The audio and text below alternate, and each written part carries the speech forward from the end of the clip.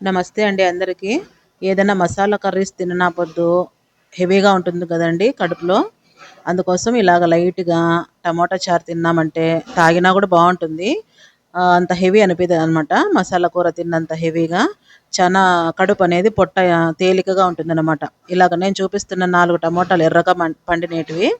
అవి కట్ చేసేసుకొని, పచ్చికరేపాకు, కొంచెం చింతపండు, కొన్ని నీళ్ళేసి ఉడికించుకొని చల్లార్చుకున్నాక ఇలాగ తొక్కంతా పిండేసుకోవాలి. ఇందులోకి పసుపు, అలాగే రసం పౌడర్ ఒక 3 స్పూన్‌లేసుకొని, తగినంత సాల్ట్ ఏసుకొని, కొన్ని నీళ్లు పోసుకొని, ఇప్పుడు టమోటా రసానికి తిరువాత పెట్టేసుకోవడమే. ఇలాగ ఆయిల్ వేడెక్కాక ఆవాలు, జీలకర్ర ఏసుకొని, ఒక 4 తెల్లవాయి రెబ్బలు చితక్కొట్టుకొని, 2 మిరపకాయలు గిల్లేసుకొని, అలాగే పచ్చికరేపాకేసుకొని చిటపటనగానే తిరువాత ఏసేసుకోవడమే చారులోకి.